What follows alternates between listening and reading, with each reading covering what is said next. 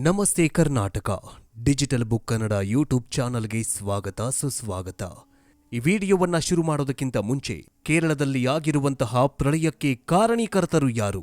ಸರ್ಕಾರದ ಹೊಣೆನಾ ಅಥವಾ ವಿಜ್ಞಾನಿಗಳು ಮುನ್ಸೂಚನೆ ಕೊಟ್ಟಿದ್ದೇ ತಪ್ಪ? ಬನ್ನಿ ಕಮೆಂಟ್ ಮೂಲಕ ತಿಳಿಸಿ. ಮತ್ತು ನಮ್ಮಲ್ಲೂ ಕೂಡ ಇಂತಹ ಗುಡ್ಡ ಕುಸಿತಗಳು ಆಗದಂತೆ ನಾವು ಮುನ್ನೆಚ್ಚರಿಕೆ ವಹಿಸಬೇಕಂತಂದ್ರೆ ನಾವು ಸರ್ಕಾರಕ್ಕೆ ಮನವಿ ಮಾಡಬೇಕು, ಎಚ್ಚರಿಕೆ ನೀಡಬೇಕು. ಆ ಥರ ಕಮೆಂಟ್ ಮಾಡಿ. ಬನ್ನಿ ವಿಡಿಯೋವನ್ನ ಶುರು ಮಾಡೋಣ. ಕೇರಳ, ಪಕ್ಕದ ರಾಜ್ಯ ಕೇರಳ ದೇವರ ನಾಡು ಎಂದೇ ಪ್ರಖ್ಯಾತಿ ಪಡೆದಿತ್ತು. ಆದರೆ ಇದೇ ದೇವರ ನಾಡಿನಲ್ಲಿ ರಕ್ತ ಪ್ರಳಯವೇ ಆಗ್ತಾಗಿದೆ. ಅದೆಷ್ಟೋ ಜನರು ತಮ್ಮ ಮನೆಗಳನ್ನ ಕಳೆದುಕೊಂಡು ಬೀದಿ ಹೆಣವಾಗಿದ್ದಾರೆ. ಜನರ ಬದುಕು ಮೂರಾಬಟ್ಟಿಯಾಗಿದೆ. ಅದರಲ್ಲಿ ಒಬ್ಬ ಅಜ್ಜಿ ಮೊಮ್ಮಗಳು ಪ್ರವಾಹದಲ್ಲಿ ಸಿಲುಕಿ ತತ್ತರಿಸಿದ್ರು. ಆದರೆ ಭೂಕುಸಿತದಲ್ಲಿ ಸಿಕ್ಕಾಕಿಕೊಂಡಿದ್ದ ಈ ಅಜ್ಜಿ ಮೊಮ್ಮಗಳನ್ನ ಒಂದು ಆನೆ ರಕ್ಷಣೆ ಮಾಡಿತ್ತು. ಜೊತೆಗೆ ಇಲ್ಲೊಬ್ಬ ವ್ಯಕ್ತಿಯನ್ನ ಬೀದಿ ನಾಯಿಗಳು ಕಾಪಾಡಿದ್ವು. ಹಾಗಾದ್ರೆ ಕೇರಳದ ಕರುಣಾಜನಕ ಕಥೆಗಳನ್ನ ಈ ವಿಡಿಯೋದಲ್ಲಿ ಸಂಪೂರ್ಣವಾಗಿ ಹೇಳ್ಕೊಡ್ತೀವಿ. ಒಂದೊಂದು ವಿಡಿಯೋಗಳು ಕಣ್ಣಂಚಲ್ಲಿ ನೀರು ತರಿಸುವಂತೆ ಮಾಡುತ್ತೆ. ದೇವರ ನಾಡು ಕೇರಳದ ವಾಯ್ನಾಡು ಹಚ್ಚ ಹಸಿರಿನ ಕಾಡುಗಳಲ್ಲಿ ನೆಲೆಸಿದೆ. ಜುಲೈ 30ರಂದು ಭಾರೀ ಮಳೆಯಿಂದ ಉಂಟಾದ ಭೂಕುಸಿತದಿಂದಾಗಿ 300ಕ್ಕೂ ಹೆಚ್ಚು ಮಂದಿ ಪ್ರಾಣ ಕಳೆದುಕೊಂಡಿದ್ದಾರೆ. ಸಾವಿರಾರು ಜನರು ನಿರಾಶ್ರಿತರು, ಕುಟುಂಬಸ್ಥರು ಮನೆ ಮಠ ಎಲ್ಲವನ್ನ ಕಳೆದುಕೊಂಡು ಅನಾಥರಾಗಿ ನಿಂತಿದ್ದಾರೆ. ಈ ಕಣ್ಣೀರಿನ ಕಥೆಯಲ್ಲಿ ಅಜ್ಜಿ ಮೊಮ್ಮಗಳ ಜೀವನ ರಕ್ಷಣೆಗೆ ಕಾವಲಾಗಿ ನಿಂತ ಆನೆಯ ಕಥೆಯೂ ಒಂದು ಸೋಷಿಯಲ್ ಮೀಡಿಯಾದಲ್ಲಿ ಸಖತ್ತು ವೈರಲ್ ಆಗ್ತಾಗಿದೆ.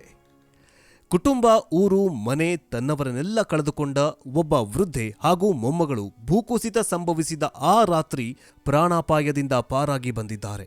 ಆದರೆ ಹೀಗೆ ಪಾರಾದ ಮಹಿಳೆಗೆ ಸುಜಾತ, ಇವರ ನೆರವಿಗೆ ನಿಂತಿದ್ದು ಕಾಡಾನೆ. ಈ ಮೂಕ ಪ್ರಾಣಿಗೆ ಇರುವ ಮಾನವೀಯತೆ ಕಥೆ ಕೇಳಿದ್ರೆ ಖಂಡಿತ ನಿಮ್ಮ ಕಣ್ಣಲ್ಲಿ ನೀರು ಬರೋದಂತೂ ಖಂಡಿತ. ಸುಜಾತ ಅವರು ಟೀ ಎಸ್ಟೇಟ್ನಲ್ಲಿ ಕೆಲಸ ಮಾಡಿಕೊಂಡಿದ್ರು.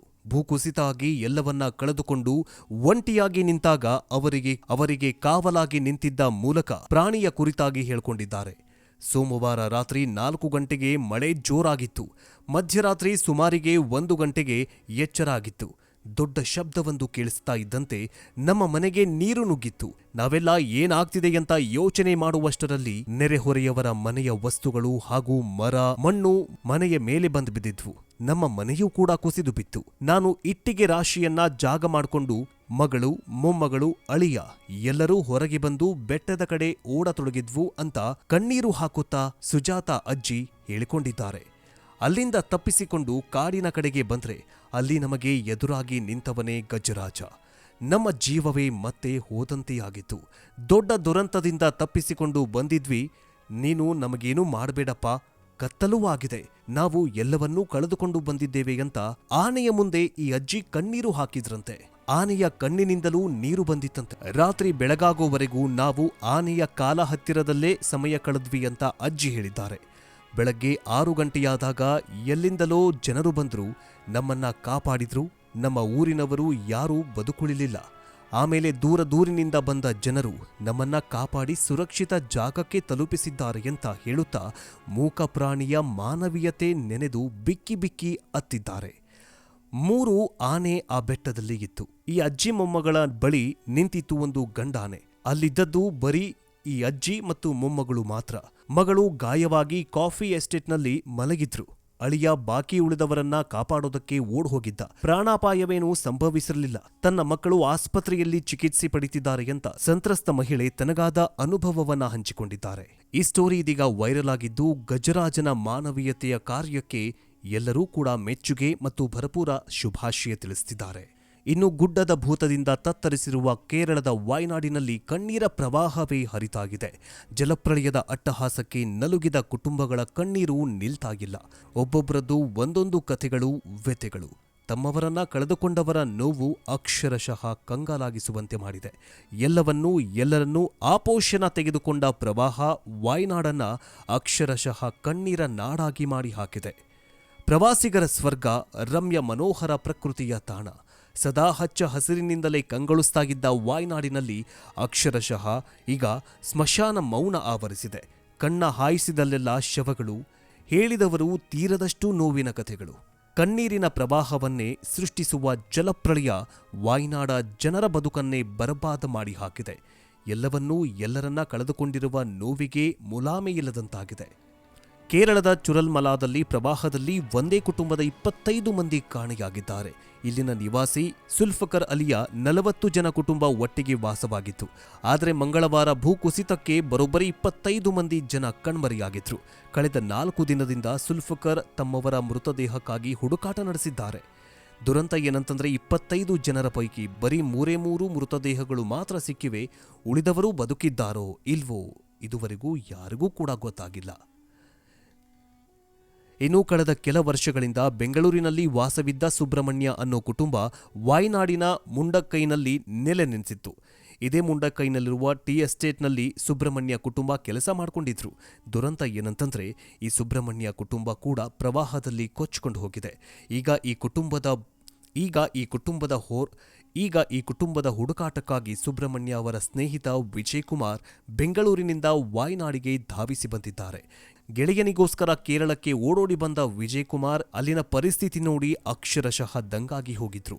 ವಾಸ್ತವ ಚಿತ್ರಣವನ್ನ ಕಂಡು ಅಯ್ಯೋ ಏನಿದು ಪರಿಸ್ಥಿತಿ ಅಂತ ಕಣ್ಣೀರು ಹಾಕಿದ್ದಾರೆ. ದೇವರ ನಾಡಲ್ಲಿ ಜನರನ್ನ ದೇವರೇ ಕಾಪಾಡಬೇಕಿತ್ತು, ಆದರೆ ಆಗಿದ್ದೇನು ಅಂತ ವಿಜಯ್ ಕುಮಾರ್ ಅಳಲು ತೋಡಿಕೊಂಡಿದ್ದಾರೆ. ವಿಜಯ್ ಕುಮಾರ್ ತನ್ನ ಸ್ನೇಹಿತನಿಗೋಸ್ಕರ ಬಂದಿದ್ನಲ್ಲ, ಆ ವಿಜಯ್ ಕುಮಾರ್ ತನ್ನ ಸ್ನೇಹಿತನ ಒಂದು ಮೃತದೇಹವನ್ನು ಹುಡುಕೋದಕ್ಕೆ ಸಾಧ್ಯವಾಗ್ತಿಲ್ಲ. ಇನ್ನು ಮನಸ್ಸು ಮಮ್ಮಲ ಮರಗುತ್ತಿತ್ತು. ಅಜ್ಜಿಯ ನರಳಾಟ ಸಂಕಟ ನಿಜಕ್ಕೂ ಹೇಳತಿರದು. ಈ ಅಜ್ಜಿಯ ಕುಟುಂಬದ 5 ಜನ ಗುಡ್ಡದ ಭೂತಕ್ಕೆ ನಾಪತ್ತೆಯಾಗಿದ್ದಾರೆ. ಎಲ್ಲಿದ್ದಾರೆ ಏನೋ ಅನ್ನೋ ಅಂತ ಸುಳಿಯವೇ ಸಿಗ್ತಾ ಇಲ್ಲ. ದುರಂತ ಏನಂದ್ರೆ ಇಡೀ ಕುಟುಂಬದಲ್ಲಿ ಸದ್ಯ ಮೊಮ್ಮಗನ ಬಿಟ್ಟು ಯಾರೂ ಕೂಡ ಉಳಿದಿಲ್ಲ. ಪ್ರತಿ ಬಾರಿ ಶವಗಳು ಬಂದಾಗ ಆ ಅಜ್ಜ ಓಡೋಡಿ ಬಂದು ತಮ್ಮವರೇನು ಅಂತ ನೋಡುವ ಈ ದೃಶ್ಯ ಕರಳು ಹಿಂಡುವಂತೆ ಮಾಡಿತ್ತು. ಇಡೀ ಕುಟುಂಬದಲ್ಲಿ ಕೇವಲ ಮೊಮ್ಮಗ ಮಾತ್ರ ಉಳಿದಿದ್ದು, ಉಳಿದವರೆಲ್ಲರ ಪತ್ತೆಗಾಗಿ ಹಂಬಲಿಸ್ತಾ ಇದೆ ಈ ಅಜ್ಜ. ಮಗ ಸೊಸೆ ಎಲ್ಲರೂ ಕಣ್ಮರೆಯಾಗಿದ್ದಾರೆ. ಕೊನೆ ಪಕ್ಷ ಅವರ ಮುಖವನ್ನಾದ್ರೂ ನೋಡಬೇಕು ಅಂತ ಅಜ್ಜ ಮೊಮ್ಮಗ ಶವ ಬಂದಾಗಲೆಲ್ಲ ಓಡೋಡ್ ಹೋಗಿ ಆಸೆಯಿಂದ ಹೋಗ್ತಾನೆ. ಆದ್ರೆ ತಮ್ಮವರ ಮೃತದೇಹ ಇಲ್ಲ ಅಂತಂದಾಗ ನಿರಾಸೆಯಿಂದ ಓಡಿ ಬಂದು ಮತ್ತೆ ಮನೆ ಹತ್ರ ಕೂತ್ಕೊಳ್ತಾನೆ. ಈ ಒಂದು ದೃಶ್ಯ ಅಲ್ಲಿ ಮಾಧ್ಯಮದವರು ರಿಪೋರ್ಟಿಂಗ್ ಮಾಡ್ತಿದ್ದಾರಲ್ಲ, ಅವರ ಕಣ್ಣೀರೇ ಇಲ್ಲೆಲ್ಲ ಹೇಳ್ತಾ ಇದೆ. ಅದೆಷ್ಟೋ ಮಕ್ಕಳು ಹೆತ್ತವರನ್ನ ಕಳೆದುಕೊಂಡಿದ್ರೆ, ಅದೆಷ್ಟೋ ತಾಯಿಯಂದಿರು ಕರುಳ ಬಳ್ಳಿಯನ್ನ ಕಳೆದುಕೊಂಡಿದ್ದಾರೆ.